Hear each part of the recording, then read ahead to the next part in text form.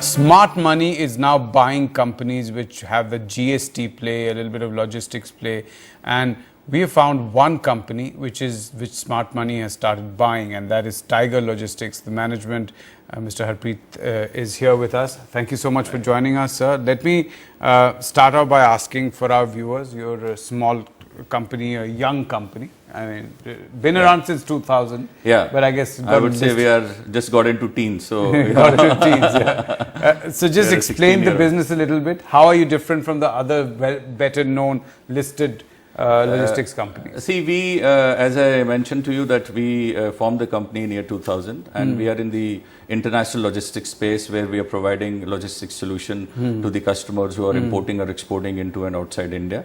So we are basically providing all kind of services which a company needs when he has to export any product out of India, you know, to anywhere in the world.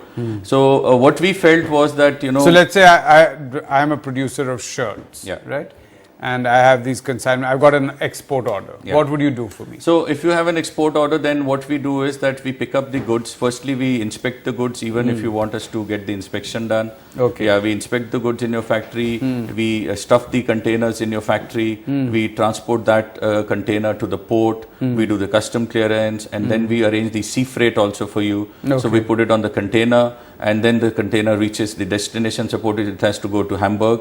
So it goes to Hamburg. Then from the port we take it to your buyer's warehouse also. So essentially we are picking it up from your factory and delivering it to the warehouse of the buyer.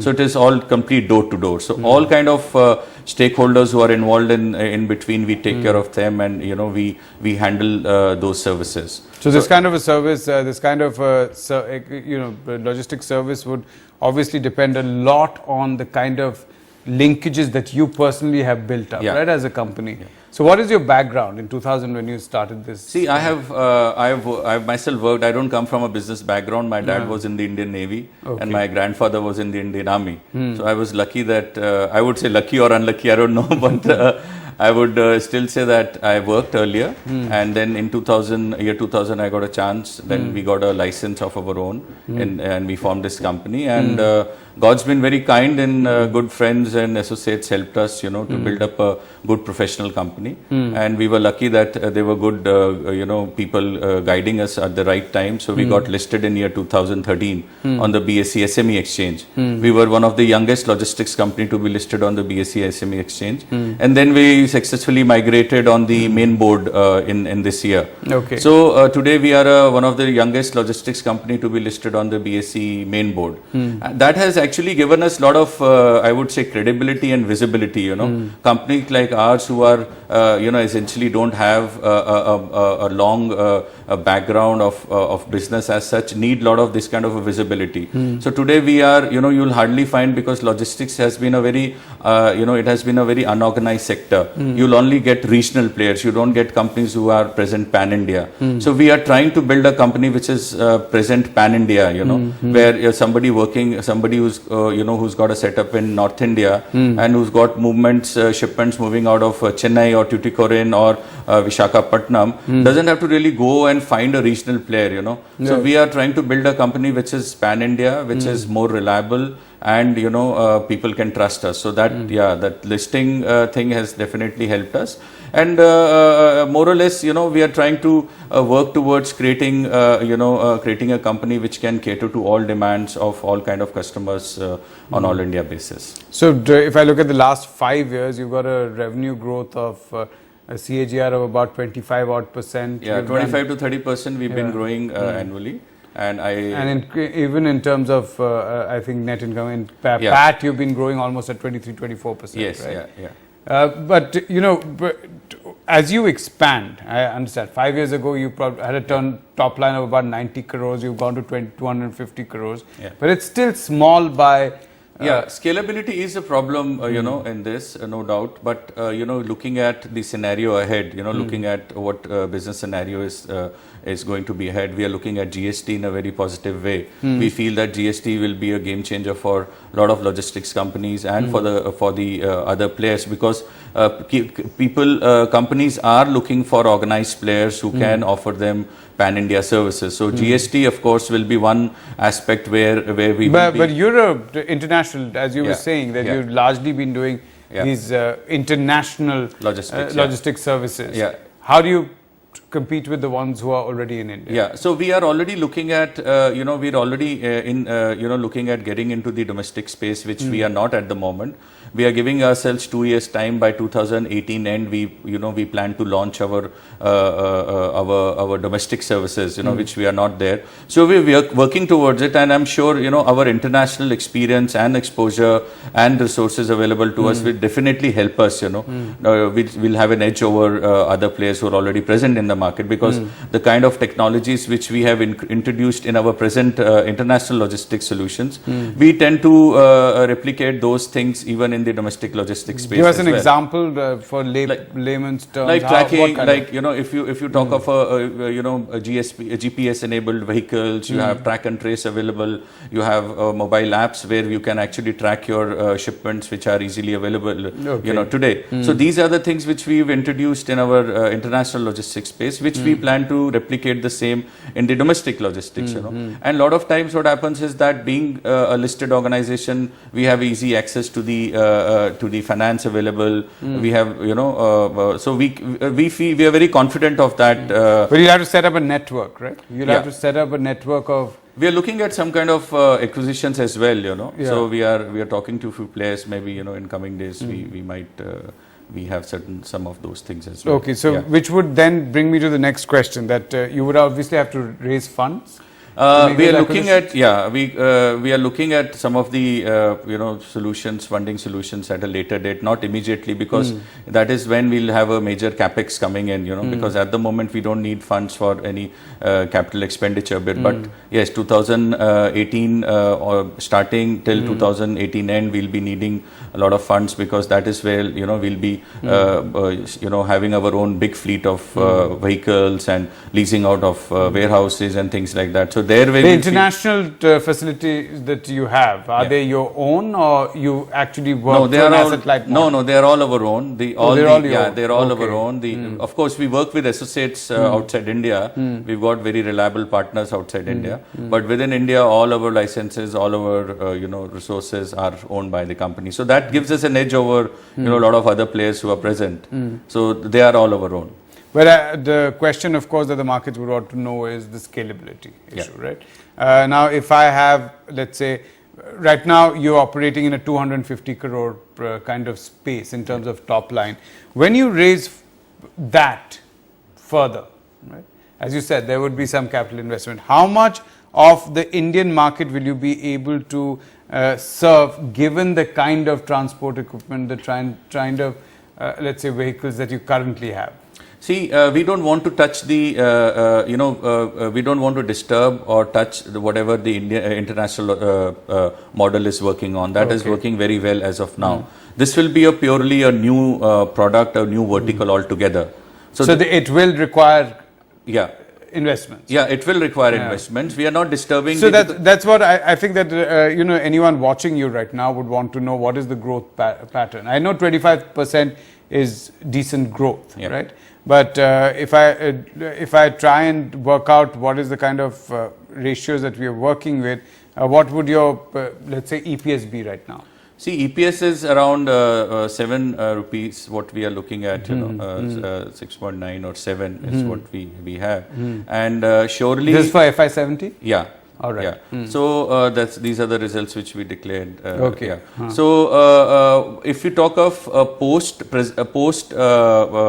GST investments which we are looking at, I would say that because the international business is already doing very well, and the international business, what we are looking at is looking at Make in India, where exports are going to go up and imports, the international trade will be growing, So that business model, which is already in place, very very strongly in place, which will give us a growth of at least 20-30% in coming years. So we are looking at 340 crores in 17-18, what we are looking at, that is what. And post 18-19, we are looking at around 450 crores to 500 crores.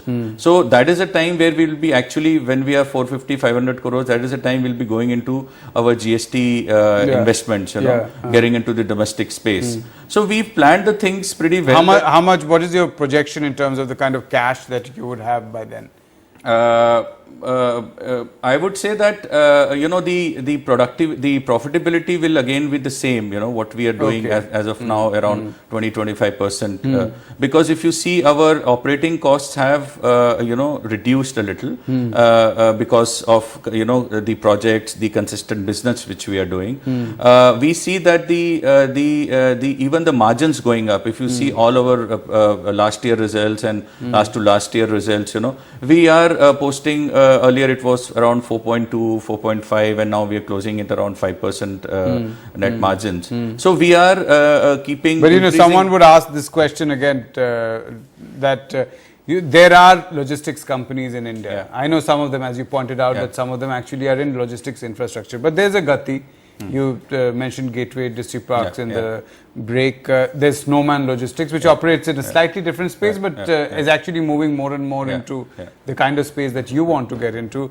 Then there are some packers and movers, like let's say listed Agarwal Packers and Movers, who are in a different space, but they would also want to utilize what is happening in GST. What is your USP? What would be your specific thing which, let's say, an investor watching would say, okay, this is why I should buy this? See, what has happened is that over a period of time, the clientele which we've developed for the international business, we don't have to go to them and ask for business, for domestic, because they already use us for international logistics.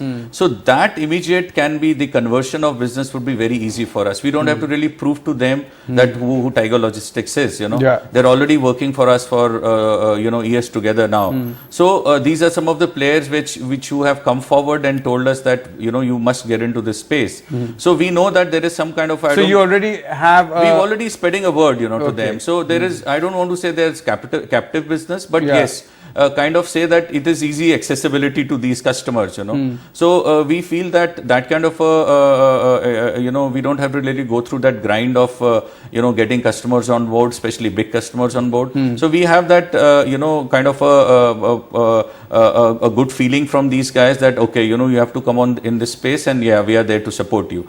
That is one aspect. Second is... So you have a lot of, I'm seeing that on your website, you've mentioned several, Hero MotoCorp, there's Yamaha, there's a lot of in the motorcycle, and we are very strong in auto. In fact, we are the only company who are working with all two-wheeler manufacturers who are exporting.